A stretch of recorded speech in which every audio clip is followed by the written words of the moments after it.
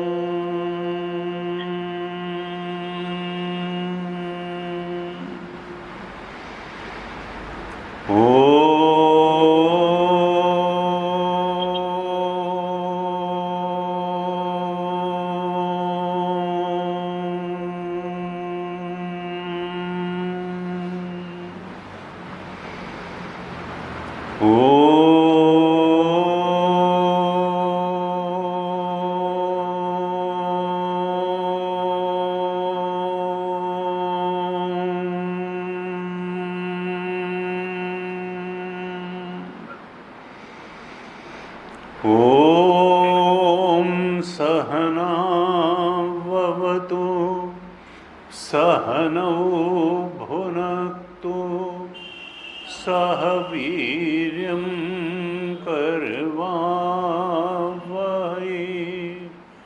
तेजस्विनावधीतमस्तु मा विद्विषावहै।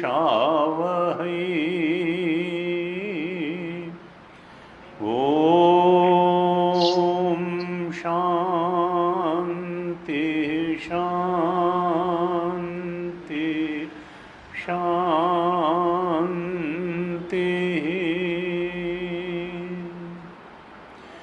सदाशिवसमारम्भां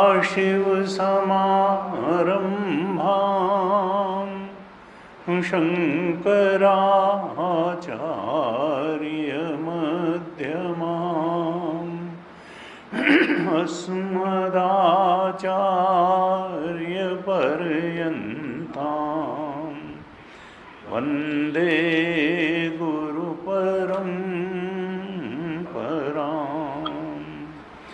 अज्ञानतिमिरान्धस्य ज्ञानाञ्जनशलाकया चक्षुरुन्मीलितं येन तस्मै श्री गुरवे नमः। तस्मै श्री गुरवे नमः।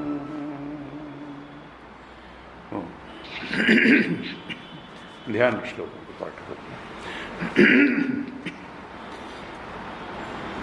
ओम पार्थाय प्रतिबोधितां भगवता नारायणेन स्वयं व्यासेन ग्रथितां पुराणमुनिना मध्ये महाभारतम्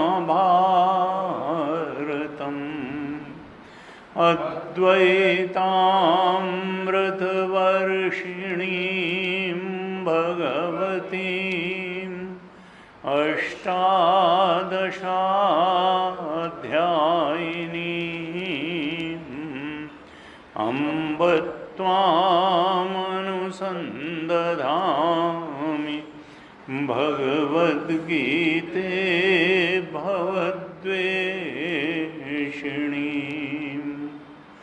नमोऽस्तु ते व्यासविशालबुद्धे फुल्लारविन्दायतपत्रनेत्र येन त्वया भारततैलपूर्ण प्रज्वालितो ज्ञानमय प्रदीपः प्रपन्नपारिजाताय स्तोत्रवेत्रैकपाणये ज्ञानमुद्राय रुद्राय कृष्णाय गीतामृतदुहे नमः। सर्वोपनिषदो गावो दोग्धा गोपालनन्दनः पार्थो वत्सः सुधीर्भोक्ता दुग्धं गीतामृतं महत्। वसुदेवसुतं देवं कंसुचाणूरमर्दनं देवकी परमानन्दं कृष्णं वन्दे जगद्गुरुं। कृष्णं वन्दे जगद्गुरुं। श्रीमद् भगवद गीता के अध्याय 4 पर चर्चा चल रही है और अब हम इसके बिल्कुल अंतिम श्लोकों तक पहुंच गए हैं। कुछ श्लोकों का पाठ कर लेते हैं, फिर चर्चा करेंगे और पूरे चैप्टर पे भी एक दृष्टि डालेंगे। तो श्लोक संख्या 33 से पाठ करते हैं, आप दोहराइए।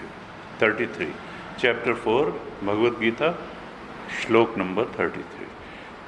श्रेयान् द्रव्यमयाद्यज्ञात् ज्ञानयज्ञः परन्तप सर्वं कर्माखिलं पार्थ ज्ञाने परिसमाप्यते। तद्विद्धि प्रणिपातेन परिप्रश्नेन सेवया उपदेक्षन्ति ते ज्ञानम् ज्ञानिनस्तत्त्वदर्शिनः यज्ज्ञात्वा न पुनर्मोहम् एवं यास्यसि पाण्डव येन भूतान्यशेषेण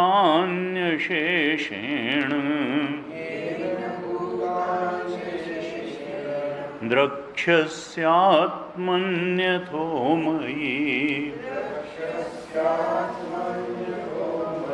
अपि चेदसि पापेभ्यः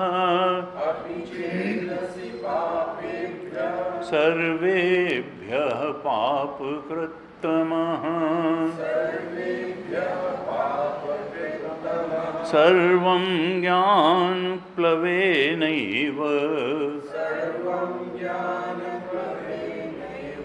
व्रजिनं सन्तरिष्यसि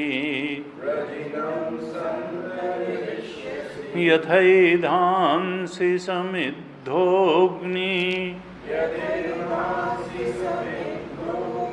भस्मसात् कुरुतेऽर्जुन ज्ञानाग्निः सर्वकर्माणि भस्मसात् कुरुते तथा न हि ज्ञानेन सदृशं पवित्रमिह विद्यते तत्स्वयं योगसंसिद्धः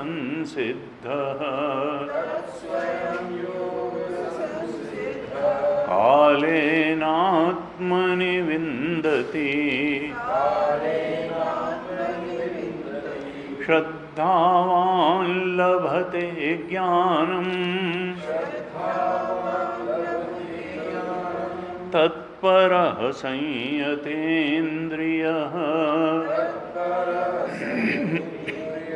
ज्ञानं लब्ध्वा परां शान्तिम् अचिरेणाधिगच्छति अज्ञश्चाश्रद्दधानश्च संशयात्मा विनश्यति नायं लोकोऽस्ति न परो न सुखं संशयात्मनः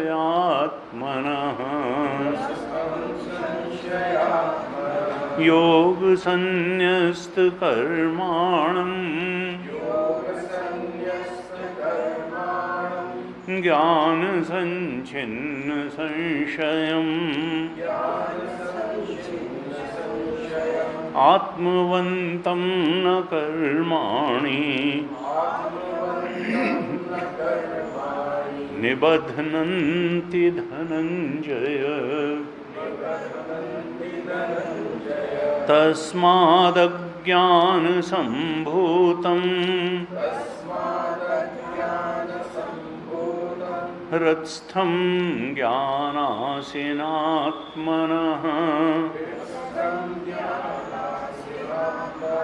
चित्वैनं संशयं योगम्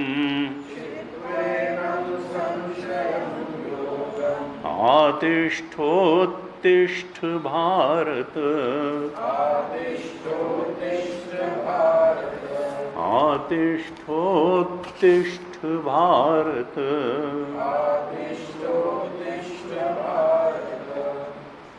हो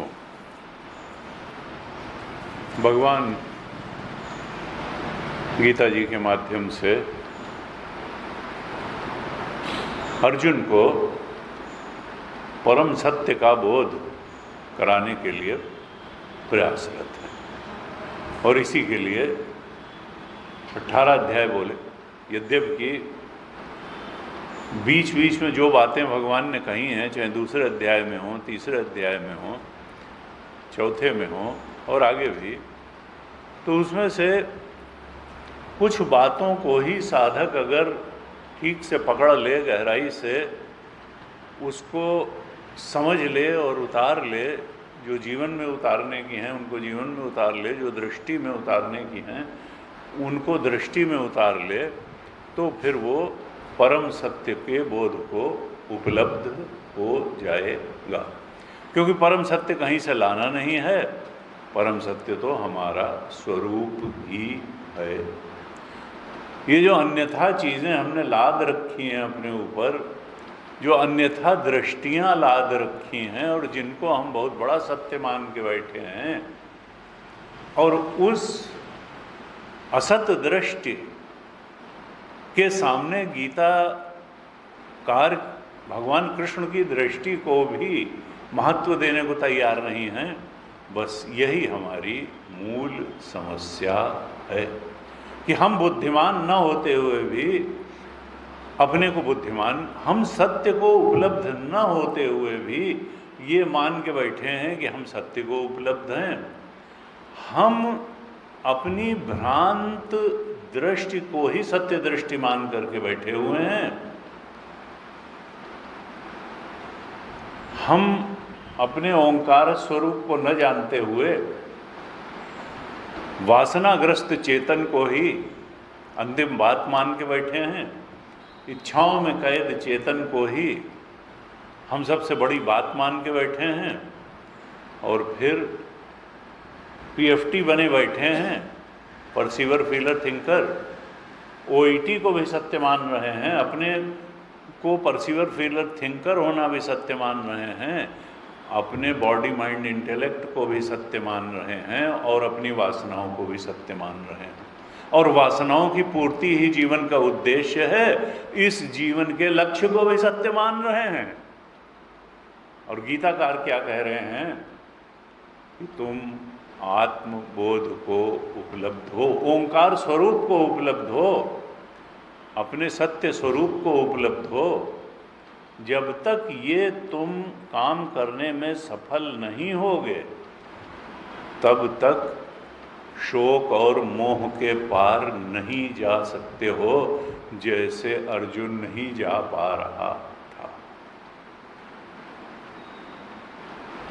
दूसरे अध्याय के 10वें श्लोक तक अर्जुन उसी प्रकार से अपनी मिथ्या धारणाओं, आत्म केंद्रित मिथ्या धारणाओं, सब्जेक्टिव सुपरस्टिशंस को कृष्ण के ऊपर लादता रहा, जैसे हम लोग रमण महर्षि की, गुरुदेव की, गीताकार की, उपनिषदों की बात न मान करके यही कहते रहते हैं, नहीं हमने बहुत दुनिया देखी है, हम जो कह रहे हैं वही बात ठीक है। न तुमने दुनिया देखी, न तुमने अपने को देखा, न दुनिया का सत्य देखा, न अपना सत्य देखा, न भगवान का सत्य देखा। तुमने तो अपनी मिथ्या धारणाओं को ही देखा, तुमने सब्जेक्टिव सुपरस्टिशंस को ही देखा, और उन सुपरस्टिशंस को ही परम सत्य मान करके तुमने सबको बांटना शुरू किया, और वो तो बंटती नहीं है। फिर अंत में कालजयी ग्रंथ तो गीता ही है। तुम कोई गीता लिख नहीं पाए, तुम कोई उपनिषद लिख नहीं पाए, तुमने तो एक लस्टम पस्टम शोक मोह से ग्रस्त जीवन जिया, और जी करके इस दुनिया से चले गए।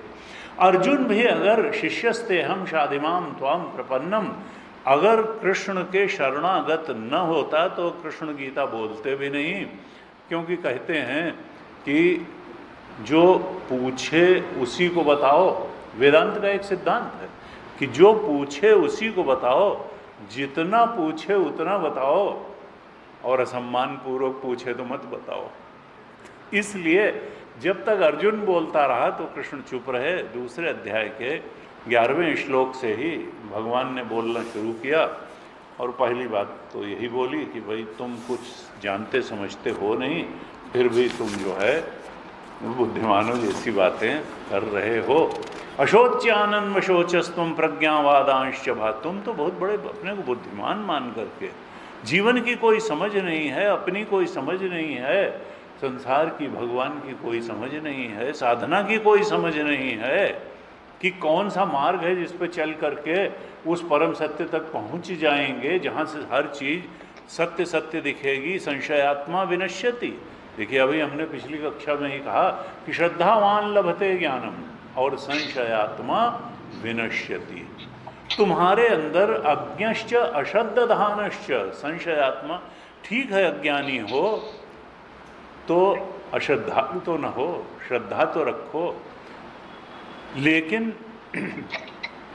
तुम जो है अगर संशय ही करते रहोगे और भगवान की बातों को अच्छी ऊंची बड़ी और हितकारी न मान करके अपनी भ्रांतिजन्य धारणाओं को ही सबसे बड़ी बात मानते रहोगे, तो फिर तुम जैसे जीते रहे थे वैसे जीते रहोगे, और जैसे मरते रहे थे वैसे मरते रहोगे।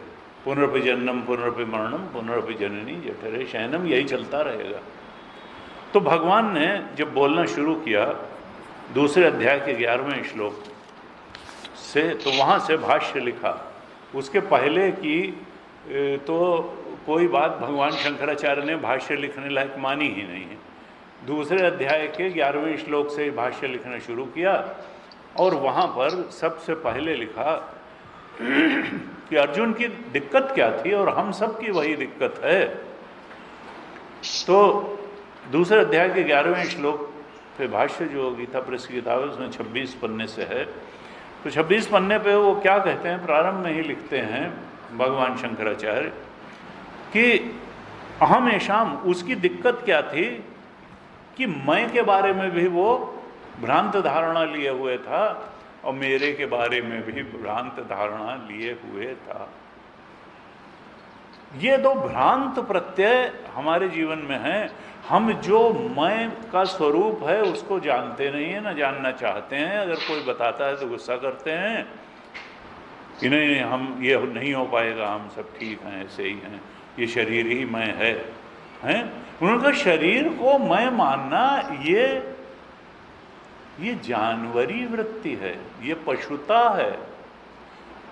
पशु जो है, एक दिन हमने चर्चा की थी कि पशु भी जानता है कि शरीर क्या है, जड़ है, एक दिन पैदा हुआ है, बढ़ता है, फिर क्षय होता है, अपक्षीयते विनश्यति, मर जाएगा, जड़ का है। लेकिन चेतन तो ऐसा नहीं है। चेतन तो सब कुछ जानता है, बचपन को भी जानता है, किशोरावस्था को भी जानता है, युवावस्था को भी जानता है, अधेड़ और बुढ़ापे को भी जानता है। वो तो सब कुछ को जानता है, चेतन सब कुछ को जानता है। तो सेंस कर रही है खुशबू, पता नहीं उसमें, तो इसको फ़ोन करके कह दी, नहीं ये घर पे बैठी है ना, उसमें कुछ किचन में लगता है सूं सूं कर रही है। ये नहीं कि एकांत में बैठ करके क्लास कंडक्ट करे या यहाँ करके करे, लगातार आवाज़ कर रही है, यहाँ पे मोबाइल में तो नहीं है। तो यहाँ पर कहते हैं कि अहमेशाम मम एते, ये भ्रांति प्रत्यय है। और इस भ्रांति प्रत्यय के कारण ही क्या होता है कि शोक और मोह होता है। व्यक्ति को शोक और मोह होता है, जैसा कि अर्जुन को हुआ। अर्जुन नहीं समझ रहा, वो समझ रहा है कि ये युद्ध की जो कंडीशन है, ये बाहर की वजह से हमारा शोक और मोह है, जबकि वास्तविकता तो ये है कि ये जो भ्रांत प्रत्यय वो पाल करके बैठा हुआ है अहम और मम के बारे में, उसके शोक और मोह का कारण ये भ्रांत प्रत्यय हैं। और भगवान शंकराचार्य वहाँ आगे लिखते हैं कि जब तक ये शोक और मोह की निवृत्ति नहीं होगी, तब तक ये व्यक्ति जिस सुख और चैन की इसको तलाश है वो मिलेगा नहीं इसको।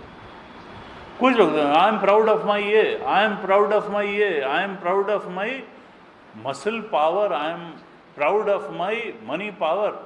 चाहे जितनी मसल पावर हो, चाहे जितनी, I am proud of my post I hold, I am proud of my worldly knowledge.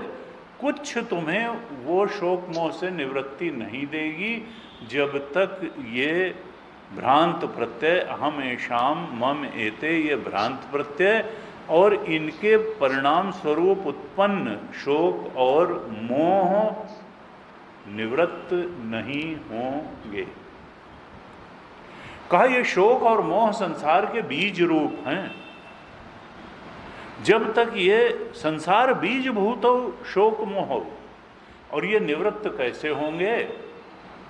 तो भगवान शंकराचार्य सर्व कर्म संन्यास पूर्वकात आत्मज्ञानात्, सर्व कर्म संन्यास पूर्वक जब आत्म बोध की प्राप्ति होगी, आत्मज्ञान की प्राप्ति होगी, तभी ये भ्रांत शोक और मोह जो संसार के बीज रूप हैं ये निवृत्त होंगे, यानी इनसे मुक्ति होगी। मुक्ति कोई ये नहीं कि हमें नहीं चाहिए मुक्ति, हर एक को दुख से मुक्ति चाहिए, हर एक को शोक और मोह से मुक्ति चाहिए, और इसलिए हर एक को अहम और मम का सच्चा स्वरूप क्या है इसका ज्ञान चाहिए ही चाहिए। और वह ज्ञान तभी होगा जब आत्मा के सच्चे स्वरूप का ज्ञान होगा, और ये ज्ञान सर्वकर्म संन्यास पूर्वक तत्वदर्शी के जो चौथे अध्याय में बताया कि अगर यह मालूम पड़ जाए कि सर्वम कर्माखिलम पार्थ ज्ञाने परिसमाप्यते, कि कर्म से जो भी प्राप्त होगा वो काल में नष्ट हो जाएगा। तो अगर शोक और मोह से कोई का उपचार कर्म से कोई प्राप्त भी हो, चाहे वो धन कमाने रूपी कर्म हो, चाहे वो शरीर फुलाने रूपी कर्म हो, चाहे मकान बनाने रूपी कर्म से हो, चाहे गाड़ी बड़ी खरीदने रूपी कर्म हो, चाहे अमेरिका फिनलैंड घूमने रूपी कर्म हो, कर्म से जो भी प्राप्त होगा वो काल में नष्ट हो जाएगा। कोई शाश्वत चीज देने की सामर्थ्य कर्म में नहीं है। इसीलिए गीता जी में भगवान ने कहा देखो कर्म योग तुमको, इवन कर्म ही नहीं कर्म योग वो कहाँ तक ले जा करके खड़ा कर देगा? अंतःकरण की शुद्धि तक। उससे आत्मज्ञान नहीं होगा। आत्मज्ञान के लिए क्या होगा कि तुमको ये समझना पड़ेगा, 12 तरह के यज्ञ बताए, वो सब कर्म यज्ञ के, और वहाँ पर क्या कहा कि ये सब कर्म तुम्हें कहाँ तक ले जाएंगे, ये तुम्हें अंतःकरण की शुद्धि तक पहुँचा देंगे। लेकिन फिर ये चूंकि जितने 12 तरह के यज्ञ बताए, भगवान चौथे अध्याय के 32वें श्लोक में कहते हैं कर्म जान विद्धितान सर्वान, इन सबको तुम कर्म से उत्पन्न हुआ जानो, कर्म जान विद्धितान सर्वान। और चूंकि कर्म से ये उत्पन्न हुए हैं, इसलिए इनका परिणाम कभी आत्मबोध नहीं होगा, कोई शाश्वत चीज इससे नहीं प्राप्त होगी। शाश्वत वस्तु तो आत्मज्ञान से ही प्राप्त होगी।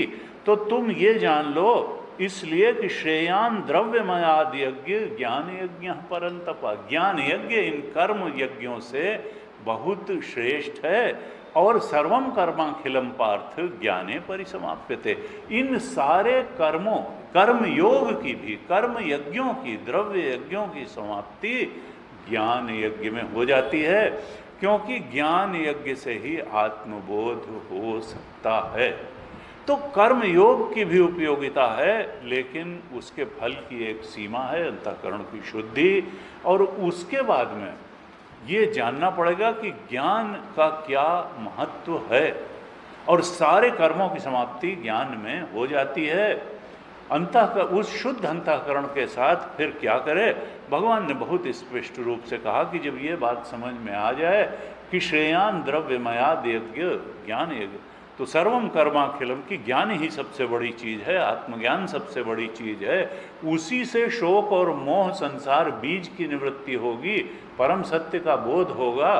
तो उस बोध को प्राप्त करने के लिए तद्विद्धि प्रणिपाते ने, उस आत्मज्ञान को प्राप्त करने के लिए जाओ, कहाँ जाओ, ज्ञानिनस तत्वदर्शिना, तत्वदर्शी ज्ञानी के पास जाओ, श्रोत्री ब्रह्मनिष्ठ संत के पास जाओ, उसको प्रणिपात करो, उसकी सेवा करो, उससे प्रश्न करो, जिज्ञासा उसके समक्ष रखो।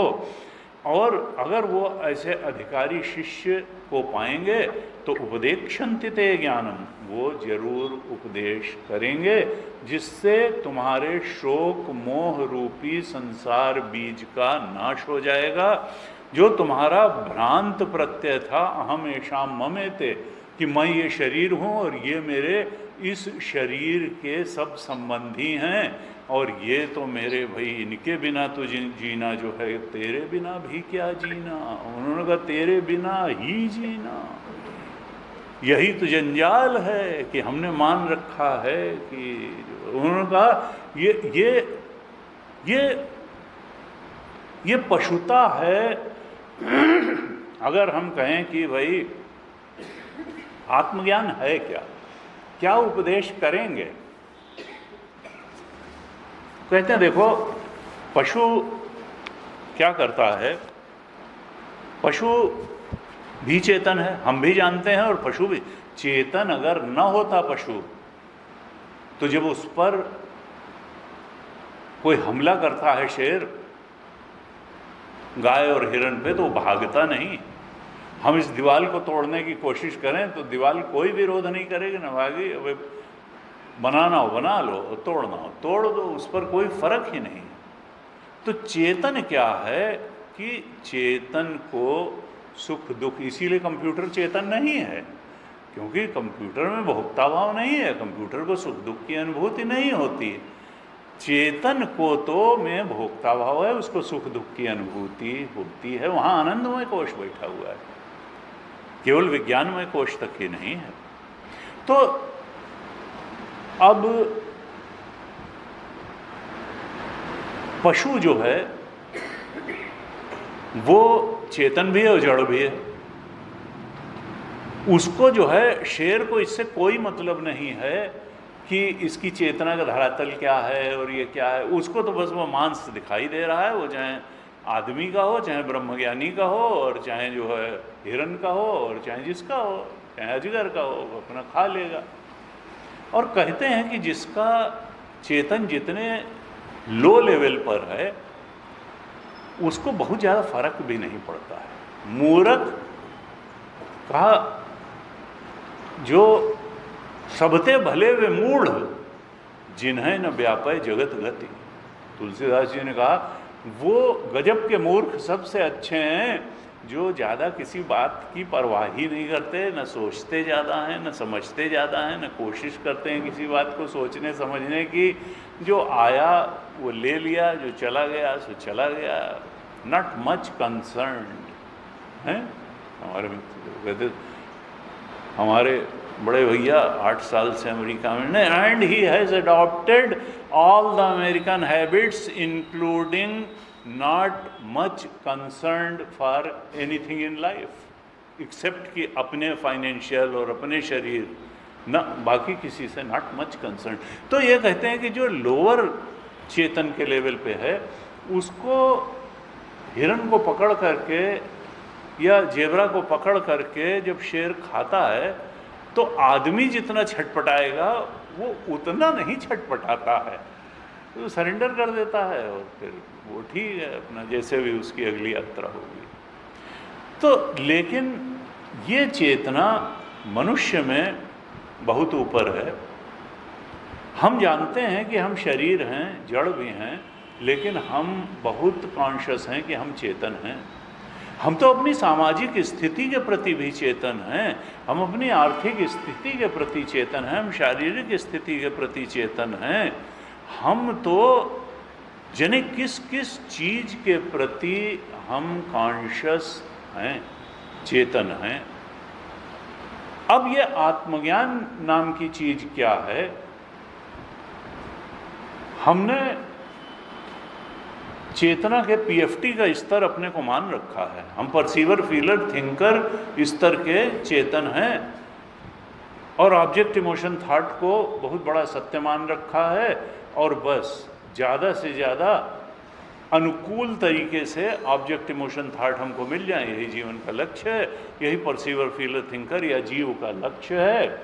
और इसी के लिए फिर हमें स्थूल शरीर बॉडी भी है और माइंड इंटेलेक्ट भी है, सूक्ष्म शरीर भी है और वासनाएं हैं कारण शरीर, जो हमारे संसार में फंसे होने का, हमारे जीव बनाने का कारण हैं। ओंकार इन्हीं वासनाओं के कारण पीएफटी बन करके परेशान। तो हमारे चेतना का स्तर क्या है? ओंकार होते हुए भी हमने पीएफटी माना है।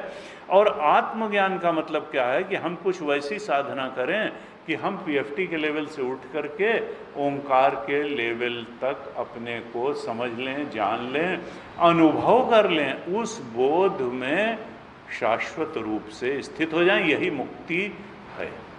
यानी अभी हम अपने को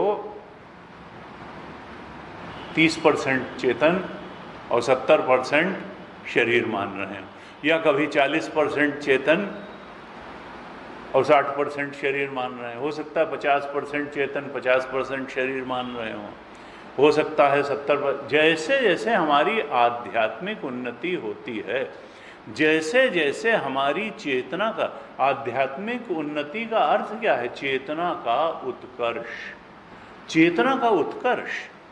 जैसे जैसे हमारी चेतना का उत्कर्ष होता है, हम अपने को कम से कम जड़ और ज़्यादा से ज़्यादा चेतन अनुभव करना प्रारंभ करते हैं।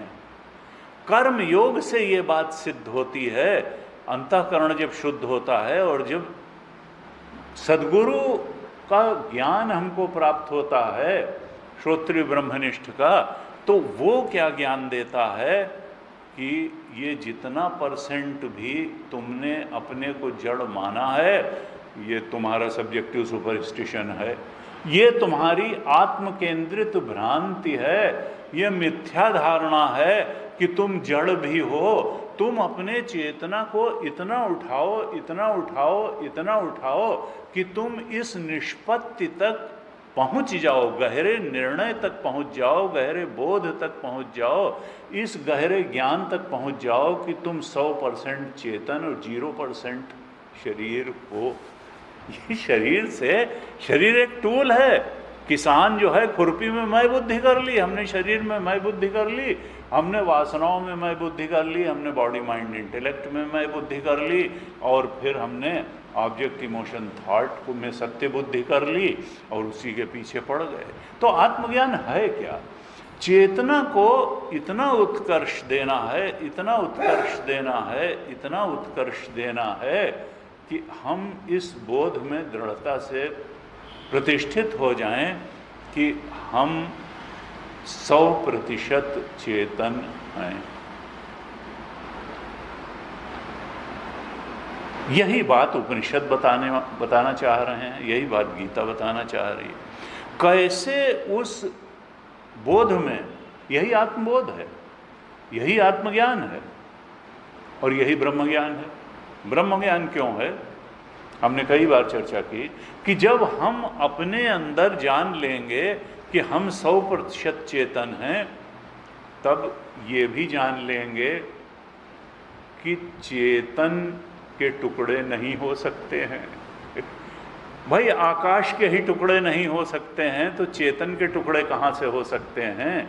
इसका मतलब हम केवल चेतन ही हैं नहीं, हम ब्रह्म भी हैं। यानी इस चेतन के आकाश के टुकड़े करने की सामर्थ्य घड़ों में नहीं है, कमरों में नहीं है। ये घटाकाश और मठाकाश भ्रांतिजन्य शब्द हैं, वदतो व्याघात हैं। घड़े में ताकत नहीं कि आकाश को कैद कर ले, न कमरे में ताकत है। इसी तरह शरीरों में, न स्थूल शरीर में, न सूक्ष्म शरीर में, न कारण शरीर में इतनी ताकत नहीं है कि चेतना को कैद कर ले। ये फिर हमारी भ्रांति है, ये फिर हमारी भ्रांतिजन्य धारणा है, सब्जेक्टिव सुपरस्टिशन है कि चेतना हमारे इन 3 शरीरों में कैद है। चेतन को कैद, चेतन के टुकड़े नहीं हो सकते। स्थूल में इतनी सामर्थ्य नहीं है कि चेतन को सीमित कर ले। चेतन तो त्रिविध परिच्छेद शून्य है। चेतन को वस्तुएं कैद नहीं कर सकती, चेतन काल में कैद नहीं हो सकता और चेतन देश में भी कैद नहीं हो सकता है। काल भी चेतना पर सुपर इम्पोजिशन है, देश भी चेतना पर सुपर इम्पोजिशन है और वस्तुएं भी चेतना पर सुपर इम्पोजिशन हैं।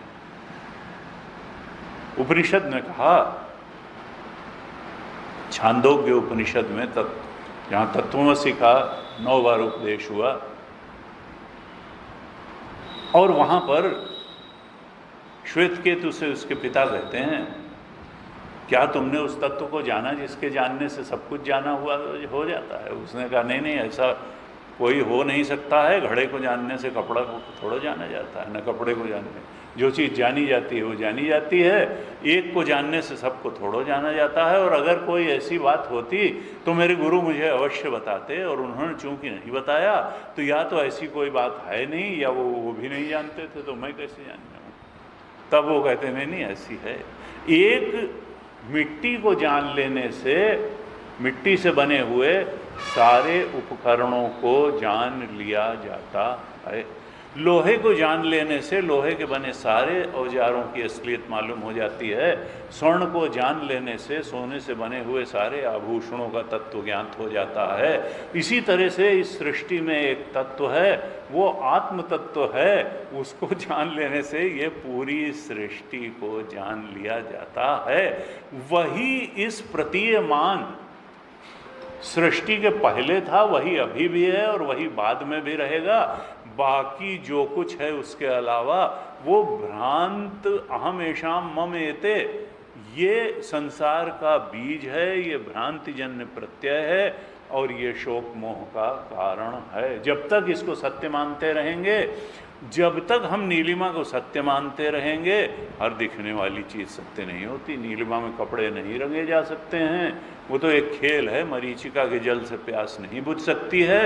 ये संसार तुमको वो चीज़ नहीं दे सकता है जिसकी तुमको तलाश है, क्योंकि जो चीज़ हो और जो है उसकी तुमको तलाश नहीं है। तो कहा सदैव सौम्य इदम अग्रे आसीत। ये जो इदम इदम करके तुमको संसार दिख रहा है या शरीर दिख रहा है, इस यह के पहले, इदम के पहले यह करके जो भी तुम जान रहे हो, यह करके संसार को भी जान रहे हो, शरीर को भी जान रहे हो, भावनाओं को भी जान रहे हो, विचारों को भी जान रहे हो, इच्छाओं वासनाओं को भी जान रहे हो, वो सब अहम आश्रित हैं। अहम चेतन है, इदम तो जड़ है, जड़ का। सदैव सौम्य इदम अग्रे आसीत एकम एव, वो सत ही था और वही चेतन था और वही आनंद था और ये इदम के पहले वही था। और मजे की बात ये कि एक तो चेतन के टुकड़े नहीं किए जा सकते हैं और दूसरे चेतन बदल के जड़ हो ही नहीं सकते। चेतन में कोई परिवर्तन नहीं हो सकता है। परिवर्तन होने के लिए दूसरा चाहिए। अगर केवल शुद्ध पानी ही पानी है तो उसमें कोई रिएक्शन नहीं होगा, उससे कोई नई चीज पैदा नहीं होगी। या तो उसमें नमक डालो या सोडा डालो या दूसरी रिएक्शन होने के लिए, उसको बदल करके कुछ बनाने के लिए दूसरी चीज की आवश्यकता है। और दूसरी चीज अगर कुछ है ही नहीं तो फिर उस चेतन को वो बदल करके कोई चीज बन जाए, इट इज क्वाइट इम्पॉसिबल। हाँ, फिर ये है क्यों, अनुभव में क्यों आ रहा है, शरीर क्यों अनुभव में आ रहे हैं, संसार क्यों अनुभव में आ रहा है। कहा ये उसी प्रकार से रज्जु सर्पवत हैं। यन्मायावशवर्ति विश्वमखिलम ब्रह्मादिदेवासुरा यत् सत्वादि अम्रशैव भाति सकलम रज्जो यथा अहे ब्रह्म। वो रस्सी वहाँ पड़ी है, इसलिए अज्ञानी की बुद्धि में वो रस्सी सांप दिख रही है। जो आत्मज्ञानी नहीं है उसको ये संसार भी सत्य दिख रहा है और दिख रहा है, और शरीर जो है झूठो सत्य जाहि बिनु जाने, जिमे भुजंग बिनु रजु पहचाने, और जही जाने जग जाए हेराई, जागे जथा सपन भ्रम जाई। बंदों बाल रूप सोई रामो, सब सिद्धि सुलभ जो पथ। सबसे बड़ी सिद्धि आत्मज्ञान है, इससे बड़ी कोई सिद्धि, रोट टेक्निक कोई सिद्धि नहीं है। तो भगवान क्या बताना चाह रहे हैं और उपनिषद भी क्या बताना चाह रहे हैं कि देखो, सत्य तो चेतन है। जब तुम इस बोध को दृढ़ता से पहुंच जाओगे कि तुम 100% चेतन हो और जड़ नाम की, और 0% शरीर हो, ये बढ़ती जाएगी आध्यात्मिक। ये चेतना के उत्कर्ष के साथ साथ ये रेशियो बढ़ता चला जाएगा।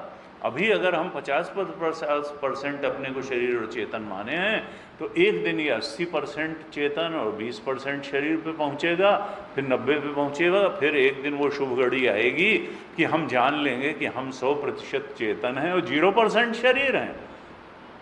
खुरपी में मैं बुद्धि नहीं होगी। ये साधन धाम मोक्ष कर द्वारा जरूर है, लेकिन ये उस 100% चेतन हूँ इसको पहुँचने के लिए एक टूल है बस।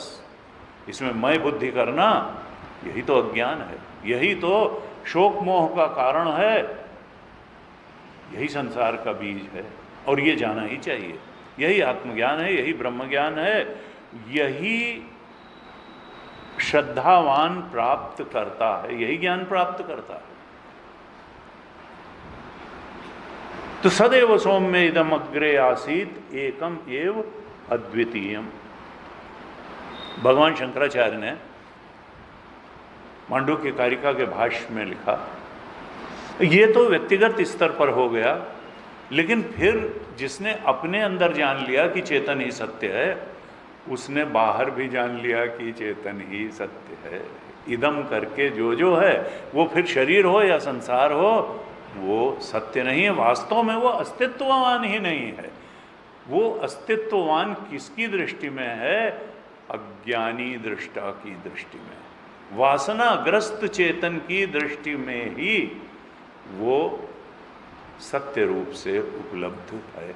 ज्ञानी तो देखता है कि विषय करण सुर जीव समेता, सकल एक ते एक सचेता, और तिनकर परम प्रकाशक जोई, राम अनादि अवधपति सोई। राम जी ही सत्य हैं। वो जो परम चेतन है, सत्य तो वही है, वही अधिष्ठान चेतन है, और उसकी चेतन से सब चेतनवान उसकी सत्ता से सत्तावान लग रहे हैं, और लगता है अधिष्ठान की सत्ता न मालूम होने से मालूम होता अध्यास की ही सत्ता है। सर्व अनर्थ है तो है अध्यास। अहम इदम मम इदम नैसर्गिको अयम लोक व्यवहार मिथ्या ज्ञान निमित्ता। ठीक है, लोक व्यवहार तो अहम को इदम से जोड़ के ही होगा। भाई ये हैं, ये फलाने हैं, ये इतने साल के हैं, ये उनके पिताजी हैं, ये उनके चाचा जी हैं, ये इनकी पत्नी हैं, ये इनके पति हैं। तो लोक व्यवहार के लिए लोक व्यवहार अहम इदम को जोड़ के होता है, लेकिन ये मिथ्या ज्ञान है अहम को इदम से जोड़ के दे। अहम इदम मम इदम नैसर्गिको अयम लोक व्यवहार, व्यवहार के धरातल पे तो यही चलेगा, लेकिन ये मिथ्या ज्ञान के निमित्त से है। सत्य ज्ञान क्या है कि मैं 100% चेतन हूँ। ये सारे ब्रह्मांड में सदैव सौम्य, ये मांडुक्य कारिका में लिखा भगवान शंकराचार्य ने भाष्य में, सर्वम द्वैतम अविद्या विजृंभितम दुखम एव ही सा। सर्वम द्वैतम अविद्या विजृंभितम, ये जितना द्वैत है ये अविद्या से ही उत्पन्न है। अविद्या से जो चीज उत्पन्न होती है उसकी स्थिति क्या होती है? जैसे रज्जु पर सुपर इम्पोज्ड सर्प की। ये रज्जु सर्पवत है। रज्जौ यथा अहेर भ्रमा झूठौ सत्य जाहि बिनु जाने जिम भुजंग बिनु। स्वप्नवत है, रज्जु सर्पवत है। सर्वम द्वैतम अविद्या विजृंभितम, सारा द्वैत अविद्या की उत्पत्ति है। और फिर क्या है? ठीक है, रहे अविद्या की उत्पत्ति, हमें क्या दिक्कत है ना? दुखम है वही सा, और वो दुख देने के लिए है, वो दुख दे रहा है, यही दुख का कारण है मनुष्य के। तो जब तक आत्मज्ञान नहीं होगा, शोक मोह की निवृत्ति नहीं होगी, दुख की निवृत्ति नहीं होगी, द्वैत की निवृत्ति नहीं होगी, सत्य की उपलब्धि नहीं होगी, ओंकार स्वरूप का बोध नहीं होगा, आत्मबोध नहीं होगा, ब्रह्म स्वरूप का बोध नहीं होगा, तो मार्ग क्या है? तो मांडुक्य कारिका में भी वही बताया, यही गीता के 4थे अध्याय में भी बताया है कि दुखम सर्वम अनुस्मृत्य काम भोगान निवर्तयेत। ये जो वासना और कामना से संचालित जीवन हम जीते हैं, कामना पूर्ति को ही जीवन का उद्देश्य बना करके जिंदगी जीते चले जाते हैं, इस अपनी जो गलत गणित है इसको ठीक करना होगा। ये काम प्रेरित जीवन नहीं, राम प्रेरित जीवन जीना होगा। जब तक हम कामना प्रेरित जीवन जीते रहेंगे, दुख हमारा पीछा नहीं छोड़ेगा, शोक मोह हमारा पीछा नहीं छोड़ेगा। जब हम राम प्रेरित जीवन जिएंगे, जब हम प्रभु की प्रसन्नता के लिए काम करेंगे, कामना पूर्ति के लिए ही कर्म नहीं करेंगे, बस तब अंतःकरण शुद्ध होता चला जाएगा। और उसके बाद में गुरु का उपदेश भी उस शुद्ध अंतःकरण में ग्रहण भी हो जाएगा, धारण भी हो जाएगा और दृष्टि में भी उतर आएगा। तो वहाँ पर मांडुक्य कारिका में गौड़पादाचार्य जी कहते हैं, दुखम सर्वम अनुस्मृत्य, ये जान लो कि ये सर्वम द्वैतम अविद्या विजृंभितम है, दुखमेव है, और इसके दुख रूपता को जान के, शोक और मोह रूपता को जान करके ये तुम कामना परायण जीवन से ऊपर उठ जाओ। काम भोगान निवर्तयेत, ये अब तुम प्रभु परायण जीवन जियो, तुम राम प्रेरित जीवन जियो, तुम कामना प्रेरित जीवन को मत जियो, नहीं तो फंसे ही रहोगे। अर्जुन की स्थिति होगी, और अर्जुन कम एक बड़ा अचीवर नहीं था, श्रेष्ठ सर्वश्रेष्ठ धनुर्धर था, त्यागी भी था, कोई बहुत आसक्त नहीं था, बहुत विवेकी भी था, लेकिन उसके बावजूद आत्मबोध प्राप्त नहीं था। प्रभु भगवान को तो दोस्त मानता था अपने, और सोचता हुआ धनुर्धर तो हम थोड़ा ज़्यादा ही अच्छे हैं। तो यहाँ क्या संदेश है वेदांत का कि दुखम सर्वम अनुस्मृत्य काम भोग, क्योंकि जिसको हम दुखद नहीं जानेंगे उससे वैराग्य होगा नहीं, उसको छोड़ नहीं पाएंगे। तो पहली चीज़ तो ये है कि उसके परिणाम को देख करके जो चीज़ अभी हमको लग रहा है ये तो पा लेने योग्य है, ये तो बहुत अच्छी ऊंची चीज़ है, ये तो पा करके हम जिन्हें कहाँ पहुँच जाएंगे ना, ये जितना द्वैत है दुखम सर्वम अनुस्मृत्य काम भोगान निवर्तयेत। और यही नहीं, अब अगली जो लाइन इसकी है वो फिर बिल्कुल हाइड्रोजन बम जैसी है, जो बिल्कुल ही नष्ट कर देगी हमारी धारणाओं को। आत्म केंद्रित जितनी मिथ्या धारणाएं हैं, सेल्फ सेंटर्ड सुपरस्टिशंस को, वो कहती है अजम सर्वम अनुस्मृत्य। देखो, चेतन से कोई चीज पैदा ही नहीं हो सकती है, इसलिए तुम ये भी समझ लो कि कुछ है ही नहीं, पैदा कहाँ से हुआ है? न तुम्हारा ये शरीर है, तीनों शरीर, न वासनाएं है, न BMI है, न PFT है, न OET है तो ओंकार ही। ओंकार से, शुद्ध चेतन से कुछ भी बदल करके कोई सत्य वस्तु पैदा ही नहीं। इसका मतलब क्या है? असत, यानी दो चीज, अनित्यम असुखम लोकम इमं प्राप्य भज। ये असत भी है द्वैत और दुखद भी है। अब अगर यानी दुखद पहले जान लो तो काम भोगान निवर्तयित हो जाएगा, और फिर असत भी जान लो।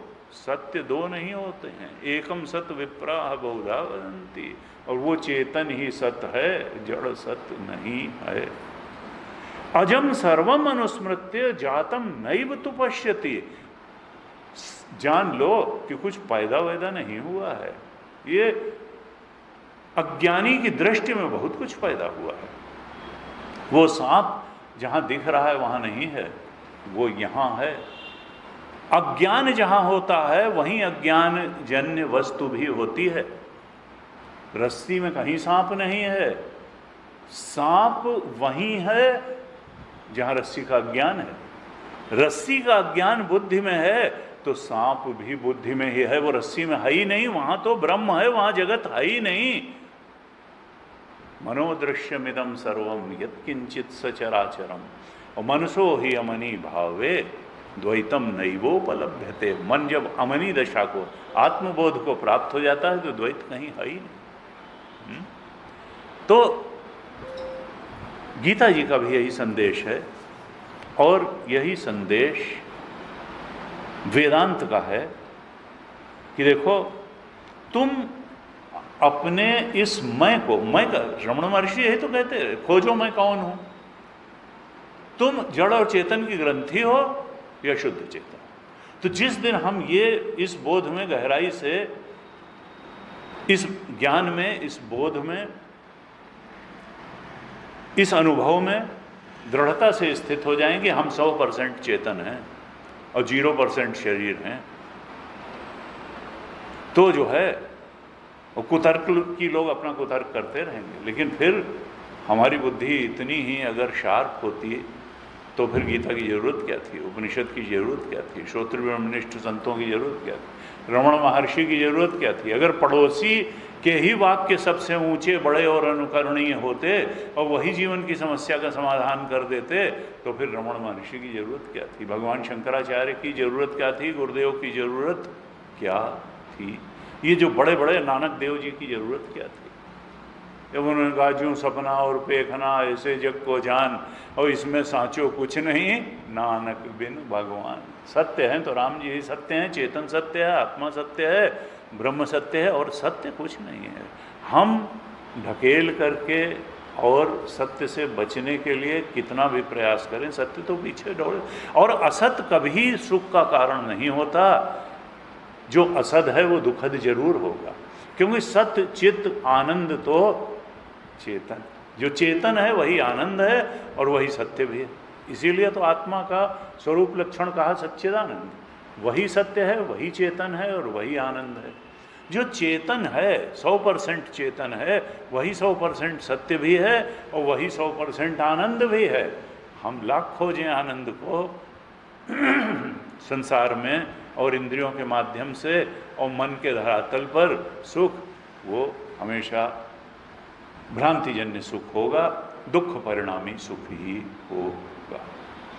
तो यहाँ पर 40वें श्लोक तक हमने चर्चा की थी और भगवान ने बड़े स्पष्ट रूप से कहा था कि श्रद्धावान लभते ज्ञानम। अगर तुम गीता के वचनों में श्रद्धा नहीं रखोगे, अपनी मलिन घटिया और पशुवत बुद्धि से निकली हुई भ्रांतिजन्य धारणाओं को ही सबसे बड़ी सत्य मान करके चलोगे और ये कहोगे कि ऐसा कभी हो ही नहीं सकता, न किसी के साथ हुआ, न मेरे साथ होगा, न किसी के साथ, इस प्रकार के अगर तुम गलत धारणाएं लिए बैठे रहोगे तो तुमको नाश के अलावा संशयात्मा विनश्यति, जो गीता के वचनों में 40वें श्लोक में कहा कि एक तो अज्ञानी हो, अज्ञश्च अश्रद्धानश्च, और गीता के वचनों में श्रद्धा भी नहीं कर रहे हो, भगवान के वचनों में श्रद्धा नहीं कर रहे हो, आदमी बहुत बचता है। किसी ने कहा, वो कहता नहीं हम मानते हैं कृष्ण को, वो हमको वो रासलीला देखने जाते हैं उसमें बहुत अच्छा लगता है। तुम जीवन में भी रासलीला कर रहे हो और तुमको कृष्ण के जीवन में भी रासलीला के अलावा कुछ नहीं दिखाई देता, तुम बचते हो गीता के वचनों से। कृष्ण का असली स्वरूप गीता में प्रकट होकर के आ रहा है, रासलीला में नहीं आ रहा है, और तुम भरसक गीता से बचने की कोशिश करते हो, इसलिए कि कहीं सत्य से सामना न हो जाए। सत्य से सामना नहीं करोगे तो दुख से सामना होता रहेगा, शोक और मोह से सामना होता रहेगा। नहीं, वो हमको तो जब भागवत कथा होती है तो उसमें नाचने में बहुत अच्छा लगता है। उन्होंने कहा तो फिर, और कृष्ण भी तो नाचते थे, और देखो कितना सब अच्छा वातावरण बन जाता है। उन्होंने कहा तो फिर वो अर्जुन भी जब वो मोहग्रस्त हुआ था और सेनाएं खड़ी हुई थी दोनों तरफ, तो ये कह सकते थे उतरो अर्जुन रथ से और नाचो, और खुद भी नाचते। और अर्जुन तो नाचना भी जानता था, वो तो सिखा चुका था ब्रह्मनला को, बड़ा अच्छा नर्तक था, वो संगीत भी जानता था। और पता चलता है वहाँ दोनों नाच रहे हैं, कृष्ण भी नाच रहे हैं और अर्जुन भी नाच रहे हैं, और सब नाचने लगे और बस हो जाता फैसला। उनका ये सब बेवकूफ़ी की बातें जो है, अपने आप को गीता से बचाने का हमारे बुद्धि का एक गलत खेल है। अर्जुन का मुख्य संदेश, अर्जुन के लिए कृष्ण का मुख्य संदेश नाचना नहीं था कि नाच नाच के सब मिल जाएगा ना। गीता के जो गहन सत्य हैं उनको जब अर्जुन आत्मसात कर पाया और कहा नष्टो मोह स्मृतिर्लब्धा, शोक और मोह से ग्रस्त था और अंत में जाकर के कह पाया कि नष्टो मोह, अब मेरा मोह नष्ट हो गया। नष्टो मोह स्मृति, मुझे आत्मा की स्मृति हो गई, सत्य की स्मृति हो गई, स्वरूप की स्मृति हो गई। तत्प्रसादान में आपने जो उपदेश किया, उपदेक्षन्ति ते ज्ञानम, उससे मैं सत्य बोध को, आत्मबोध को उपलब्ध हो गया हूँ। और करिष्ये वचनम तब, अब जो कहोगे वो करूँगा। अब राम प्रेरित जीवन चलेगा, अब काम प्रेरित जीवन नहीं चलेगा। अब कामनाओं की हैसियत भी मैं समझ गया, और तुम कृष्ण परमात्मा की, आत्मा की, ब्रह्म की स्थिति में समझ गया। अब करिष्ये वचनम तब, जैसे कहोगे वैसे करूँगा। तो यहाँ पर भगवान ने अंत में बिल्कुल साफ कहा कि भाई श्रद्धा करके चलो। अगर तुमने अपनी भ्रांत धारणाओं में ही श्रद्धा की तो शोक और मोह से कभी मुक्त नहीं हो पाओगे, वो तो आत्मबोध से ही होगे। और संन्यास करना पड़ेगा, वैराग्य करना पड़ेगा। संन्यास का मतलब क्या है? वैराग्य। अभी अगले 5वें अध्याय में संन्यास के बारे में बड़ा विस्तृत विवरण आने वाला है। तो बिना वैराग्य के, यानी छोड़े, हमको पाना कुछ थोड़ो है, प्राप्त से आत्मा को तो हम छोड़ ही नहीं सकते हैं। जहाँ तक छोड़ सकते हैं वहाँ तक भी आसक्ति छोड़नी है, जड़ से आसक्ति छोड़नी है। और छोड़ने वाला चेतन ही जब 100% बचेगा तो फिर उसको कहाँ से छोड़ देंगे? चैतन्य को थोड़ा छोड़ा जा सकता है। जो हमने जड़ता को अननेसेसरली आसक्तिपूर्वक पकड़ रखा है, वो आसक्ति ही तो छोड़नी है। कहा श्रद्धावान लभते ज्ञानम तत्पर संयतेन्द्रिय, और ज्ञानम लब्ध्वा पराम शांति। अगर शोक मोह से निवृत्ति चाहिए, परम शांति चाहिए, तो वो ज्ञान से ही मिलेगी, आत्मज्ञान से ही मिलेगी, ब्रह्म स्वरूप के ज्ञान से मिलेगी, ओंकार के बोध से मिलेगी।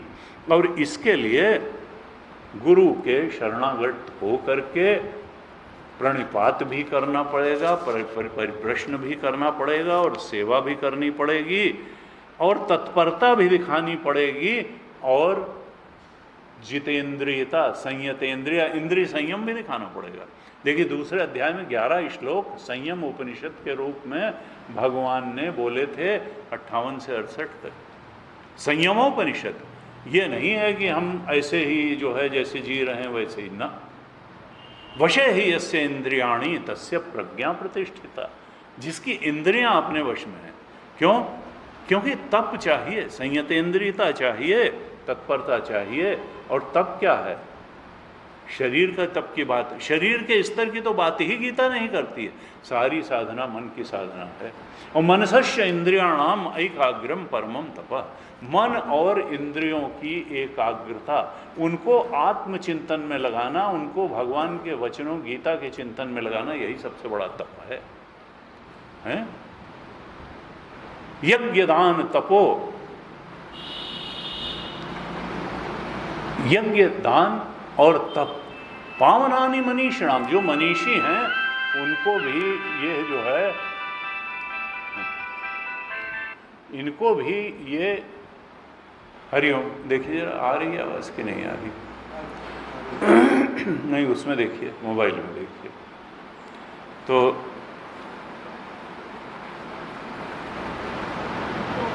हरिओम हरिओम हरिओम हरिओम हरिओम हरिओम हरिओम हरिओम। इसको जरा, खुशबू आ गई, इसको बुलाइए, खुशबू। हरिओम, आ रही है आवाज़? हरिओम हरिओम हरिओम, आ रही है? बस ठीक, हरिओम। तो भगवान ने बड़े ही स्पष्ट रूप में कहा कि ये, हाँ बट आ रही, आवाज़ आ रही है? हाँ ठीक है। तो 8-9 साधनाएं बताई हैं। श्रद्धा सबसे बड़ी बात है। अरे ये बंद कर लिया अपना मोबाइल। श्रद्धावान लभते ज्ञानम तत्पर संयतेंद्रिय, श्रद्धा हो, तत्परता हो, संयतेंद्रियता हो। इको फेस कर रहा है, सबके मोबाइल बंद है ना। तो और सद्गुरु ज्ञानी तत्वदर्शी के पास जाएं, प्रणिपात करें, प्रश्न करें और सेवा भाव से जाएं या सेवन करें, उनके उपदेश का श्रद्धापूर्वक सेवन करें, यही सबसे बड़ी सेवा है। और ऐसा करेंगे तब तो ज्ञान प्राप्त हो जाएगा। श्रवण मनन निधिध्यासन करेंगे, साधन चतुष्टय संपन्न होंगे। और नहीं तो संशयात्मा विनश्यति, अगर संशय रखेंगे तो फिर संशय का मतलब क्या होता है? भ्रांति। और भ्रांत प्रत्यय क्या है? वही अहमेशाम ममेते, यही भ्रांत, इसी में जिंदा रहेंगे। संशय का मतलब भ्रांत प्रत्यय, जो भगवान शंकराचार्य के अहम, अहम के बारे में भी भ्रांति रहेगी। ये शरीर मैं हूँ और ये शरीर के संबंधी मेरे हैं, यही तो अर्जुन को के भ्रांत प्रत्यय थे और यही उसके शोक मोह के कारण बने। यही संसार बीज है, यही दुख का बीज है। और इसके निवारण का उपाय केवल और केवल आत्मज्ञान है। उस आत्मज्ञान को धारण करने के लिए जैसा अंतःकरण चाहिए वो कर्मयोग से बनेगा। लेकिन सर्वम कर्माखिलम पार्थ ज्ञाने परिसमाप्यते, सारे कर्मों की समाप्ति ज्ञान में हो जाती है। ये अब 2 ही श्लोक बचे थे, 41 और 42, थोड़ा इसको देख लेते हैं। 41 श्लोक में कहते हैं भगवान, योग संन्यस्त कर्माणम ज्ञान संचिन्न संशयम आत्मवंतम न कर्माणि निबध्नन्ति धनंजय। योग संन्यस्त कर्माणम, जिसने योग के द्वारा कर्मों का त्याग कर दिया है। संन्यस्त का मतलब त्याग दिया है। कैसे कर्मों का त्याग दिया है? क्योंकि कर्म 2 ही तरीके के होते हैं, या तो धर्म के अनुसार होंगे या धर्म के विपरीत होंगे। अगर धर्मानुसारी कर्म होंगे तो पुण्य का अर्जन होगा, और अगर अधर्म का काम होगा तो पाप का अर्जन होगा। यानी कर्म जो है वो पाप और पुण्य देने वाले ही होते हैं। शास्त्र के अनुसार, शास्त्र द्वारा जो अनुमन्य है करने के लिए वर्णाश्रम धर्म के अनुसार, शास्त्र के अनुसार, तो फिर क्योंकि वो जीव करता है, अभी जीवत्व तो नष्ट नहीं, करता ही तो कर्म को करेगा। अगर करता ही नहीं रहा तो कर्म कौन करेगा? कर्म की हो स्वरूप ही चीन है। अगर आत्मबोध हो गया, हम 100% चेतन अपने को जान गए, पीएफटी रही नहीं गए, ओंकार स्वरूप हो गए, तो कर्म तो आभास मात्र होते हैं ज्ञानी के, वहाँ तो करता ही नहीं बचा। प्रारब्ध से चूंकि शरीर चल रहा है, फिजिकल बॉडी, इसलिए उसको सहारा देने के लिए सूक्ष्म शरीर भी है, और लेकिन उसका सूक्ष्म शरीर तो आभास मात्र है,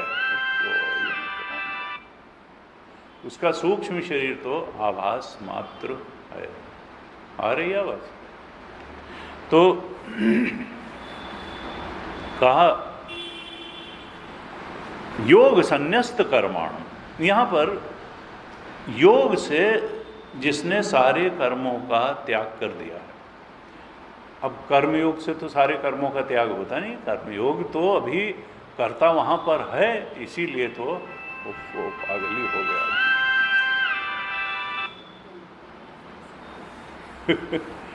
योग संन्यस्त कर्माणम ज्ञान संचिन्न संशयम, कौन है जिसने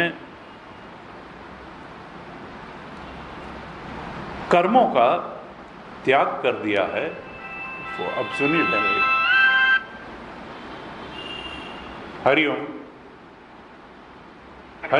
हरिओम। हेलो। हाँ, कौन बोल रहे हैं? हाँ सर, मैं ग्रुपिंग स्कूल से बोल रहा था। हैं? ग्रुपिंग स्कूल से बोल रहा था। नहीं, अभी हम बहुत बिजी हैं, अभी फ़ोन मत करिए 10-12, 1 घंटे बाद करिएगा। अच्छा, ओके सर।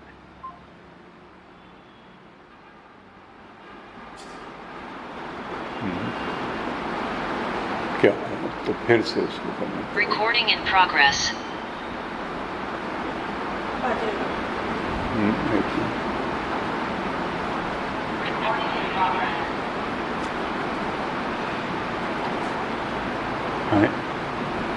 ईमेल हमारा डॉक्टर साहब को लिखते हैं। हरिओम। आ रही? तो योग संन्यस्त कर्माणम ज्ञान संचिन्न संशयम आत्मवंतम न कर्माणि निबध्नन्ति धनंजय। यहाँ पर भगवान शंकराचार्य ने जब लिखा कि जो योग, यहाँ पर योग का मतलब कर्मयोग नहीं, सामान्य रूप से गीता में जब केवल योग शब्द का प्रयोग होता है तो फिर वहाँ पर कर्मयोग की बात आती है। लेकिन यहाँ पर जो योग संन्यस्त कर्माणम है, तो भगवान शंकराचार्य ने लिखा यहाँ योग संन्यस्त कर्माणम का अर्थ है परमार्थ दर्शन लक्षणेन योगेन, यानी यहाँ पर ज्ञान योग की, परमार्थ ज्ञान के लक्षण वाले योग की बात है। यहाँ जो योग संन्यस्त कर्माणम है उसका अर्थ है परमार्थ ज्ञान रूप योग के द्वारा जिसने पाप पुण्य रूप सारे ही कर्मों का त्याग कर दिया है। क्योंकि जब 100% चेतन जब तक अपने को नहीं समझेंगे तो फिर हम उस सीमा तक तो अपने जड़त्व को बचाने के लिए कर्म करके परिस्थिति अनुकूल प्राप्त करने की कोशिश करते ही रहेंगे, वो आभास मात्र नहीं होंगे हमारे कर्म। लेकिन यहाँ पर कहा कि जिसने चूँकि श्रद्धावान भी हो गया, तत्वदर्शी के पास चला भी गया, परिप्रश्न भी किया, सेवा भी किया, वो सारी चीज़ बता चुके जो योग्य था, और उसने अब आत्मबोध भी प्राप्त कर लिया। अब ओंकार स्वरूप के बोध में वो प्रतिष्ठित हो गया, इसलिए संन्यस्त कर्माणम हो गया। अब कर्मों के धरातल से, कर्ता के धरातल से, भोक्ता के धरातल से, कर्मों के धरातल से वो ऊपर हो गया। अब उसको कोई संशय नहीं बचा है। अब वो अहम एषाम मम एते भ्रांत प्रत्ययों के स्तर पे नहीं जी रहा है, शोक मोह में नहीं जी रहा है, बल्कि ज्ञान संचिन्न संशयम। अब जो परमार्थ दर्शन ओंकार स्वरूप के बोध के रूप जो उसको ज्ञान मिला, उससे ब्रह्म तत्व में दृढ़ स्थिति हो जाने से उसके सारे संशय पूर्ण रूप से नष्ट हो गए। ज्ञान संच्छिन्न संशय, ज्ञान से ही संशय नष्ट हो सकते हैं, नहीं तो बना ही रहेगा कि अपने बारे में भी संशय, संसार के बारे में भी, और भगवान जड़ता सत्य है कि नहीं। नहीं नहीं, जड़ता तो सत्य है। फिर लोग ऐसे ऐसे तर्क करने लगते हैं कि ठीक है तुम चेतन हो तो चेतन को तो खाने की ज़रूरत नहीं, नहाने की ज़रूरत नहीं, गाड़ी की ज़रूरत नहीं, संबंध की ज़रूरत नहीं, बैंक बैलेंस, तो रहो ऐसे। लेकिन गीता किस धरातल की बात कर रही है? कर्मणि अकर्म, 18वें अध्याय में बता चुके, 18वें श्लोक में, कर्म करते हुए भी जो उसमें अकर्म को देख लेता है, बाहर कर्म होते रहेंगे लेकिन उसके केंद्र में अकर्म आत्मा बैठा हुआ है, इस बोध में जो स्थित हो जाता है, सबुद्धिमान मनुष्येषु, वही मनुष्यों में बुद्धिमान है, सयुक्तः कृत्स्न कर्म कृत, उसने मानो सारे कर्म कर लिए हैं। 4:18 के केंद्रीय श्लोक में ये बात बता चुके भगवान। कर्मणि अकर्म यह पश्येत, तो अकर्मणि, अगर कोई त्याग हाथ पैर बैठा भी है तो त्याग भी कर्ता भाव के साथ ही किया जाता है। यानी बाहर से कोई बैठा हुआ है चुपचाप समाधि लगा के, तो उससे भी जो है ये नहीं कि कर्ता मर गया है, कर्ता तो ज्ञान से ही मरेगा। ज्ञान संच्छिन्न संशयम ही होगा, योग संन्यस्त कर्माणम ही, कर्ता तो तभी मरेगा जब वेदांत के बोध से, ज्ञान से वो उपलब्ध होगा, कर्म करते हुए भी अकर्म आत्मा के बोध में स्थित रहेगा। योग संन्यस्त कर्माणम ज्ञान संच्छिन्न संशयम, परमार्थ योग से जिसने पाप पुण्य रूप सारे कर्मों का त्याग कर दिया है और आत्मज्ञान से, ब्रह्म ज्ञान में दृढ़ स्थिति हो जाने से जिसके सारे संशय गहराई से, दृढ़ता से, पूर्ण रूप से नष्ट हो चुके हैं। फिर कहते हैं आत्मवंतम न कर्माणि निबध्नन्ति धनंजय, जो आत्मवंत है यानी ज्ञानी है, उसको कर्म बांधते नहीं हैं। यानी ज्ञानी ऐसा नहीं कि कर्म नहीं करेगा, लेकिन अज्ञानी के कर्म चूंकि कामना प्रेरित होते हैं, अविद्या कामना कर्म होता है, तो उसके कर्म बांधते हैं, बंधन बढ़ा देते हैं। क्यों? क्योंकि फल भोग के लिए की इच्छा से कर्म करता है, कामना की प्रेरणा। ज्ञानी तो केवल अपने अंदर के डिवाइन नेचर को प्रोपोगेट ही करता है कर्म के माध्यम से। तो जो आत्मवंतम है उसके न कर्माणि निबध्नन्ति, उसके कर्म उसको बांधते नहीं हैं। वो अविद्या कामना से कर्म नहीं करता, वो तो उसके कर्म आभास मात्र, उसका अस्तित्व ही आभास मात्र रहता है ज्ञान के बाद। तो ये 14वें अध्याय में भी कहा, जहाँ गुणों का वर्णन है, वहाँ भगवान ने 14वें अध्याय के 19वें श्लोक में कहा, नान्यम गुणेभ्यः कर्तारम यदा दृष्टानुपश्यति गुणेभ्यश्च परम वेत्ति मद्भावम सोधिगच्छति। मद्भावम, भगवत भाव को, ओंकार भाव को, आत्म भाव को, ब्रह्म भाव को कौन प्राप्त करता है? जो अपने को करता नहीं देखता है, चेतन को करता नहीं देखता है, वो तो गुण ही गुणों में बरत रहे हैं। न अन्यम गुणेभ्यः कर्तारम, गुणों के अलावा कोई कर्ता नहीं है।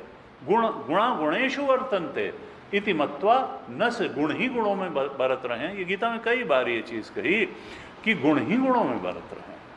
ये गुणों से ही तो हमारे 3 शरीर बने हैं, गुणों से ही संसार बना है और गुण ही गुणों में बरत रहे। मन सुख दुख का अनुभव कर रहा है, परिस्थितियों का अनुभव कर रहा है, अनुकूल प्रतिकूल, तो गुण ही गुणों में बरत रहे हैं। चेतन नहीं कहीं बरतता है, कहाँ बरतेगा? उसके अलावा तो कुछ है नहीं। तो नान्यम गुणेभ्यः, वहाँ 14-19 में कहा, जब गुणों से अतिरिक्त और किसी चीज को करता नहीं देखता है और अपने आप को या भगवान को गुणों से परे देख लेता है, यानी शुद्ध चेतन देख लेता है। नान्यम गुणेभ्यः कर्तारम यदा दृष्टा अनुपश्यति, और गुणेभ्यश्च परम वेत्ति, सबसे परम सत्य क्या है? हमारा चेतन आत्मा। गुणेभ्यश्च परम वेत्ति तो मद भावम, फिर वो अब शरीर भाव में नहीं रहता, वो मन बुद्धि नहीं रहता, मन के स्तर के सुख दुख में नहीं फंसा रहता है, न अनुकूल प्रतिकूल परिस्थितियों में फंसा रहता है, वो तो शुद्ध चेतन में रमण करता है, सत्य में रमण करता है, परम आनंद में, परम चेतन में, शुद्ध चेतन में रमण करता है। मद भावम सह अधिगच्छति, वो मुझ कृष्ण परमात्मा के भाव को में स्थित हो जाता है। इस प्रकार से कहा।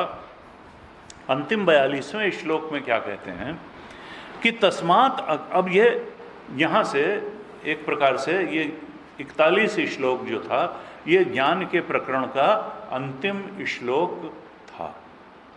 और अब ज्ञान से जो कर्म संन्यास, जो इसका नाम था चौथे अध्याय का ज्ञान कर्म संन्यास, यानी एक्चुअल संन्यास नहीं।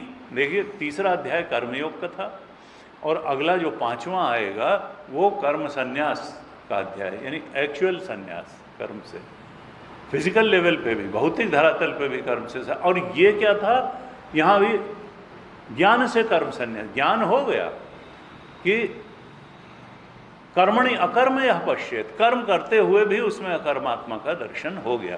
तो ज्ञान से कर्म संन्यास हुआ, एक्चुअल में फिजिकल लेवल पे कर्म वो उसकी कर्म संन्यास की बात 5वें अध्याय में बताएंगे, वो कर्मयोग की बात 3रे में बताई थी।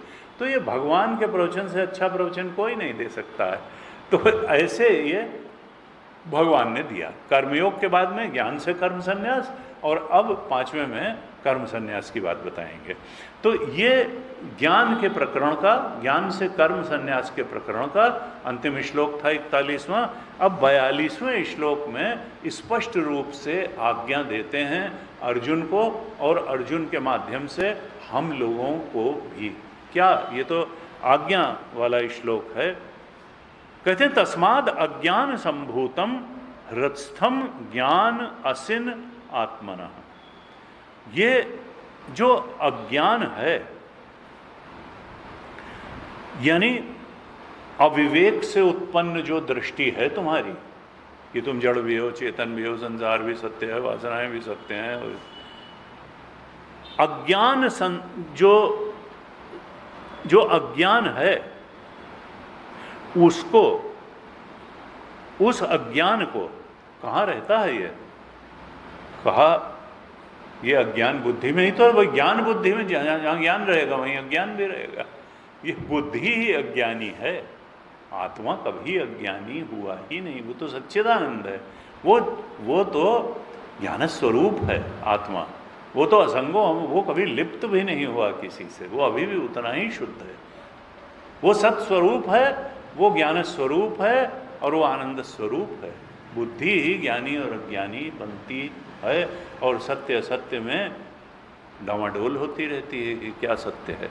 तो कहा ये जो हृत्स्थम, यानी बुद्धि में रहने वाले जो तुम्हारा आत्म विषयक अज्ञान है, आत्मा के ही बारे में तो मूल अज्ञान जो है, मूल अविद्या तो अपने स्वरूप के ही बारे में है, और फिर उसके बाद संसार और भगवान। तो भगवान का स्वरूप पहले नहीं ज्ञात होगा, न संसार का। पहले अपना स्वरूप ज्ञात करना पड़ेगा, फिर संसार का स्वरूप भी ज्ञात हो जाएगा और भगवान का भी।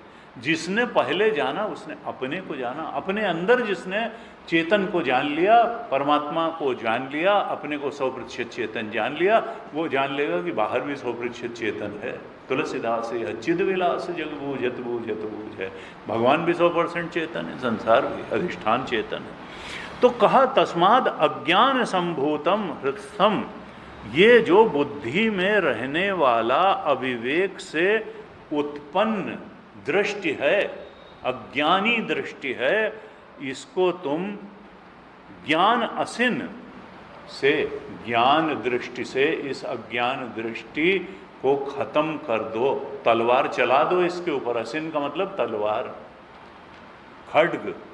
ज्ञान की तलवार से हृदय में, बुद्धि में स्थित अपने अज्ञान को काट डालो।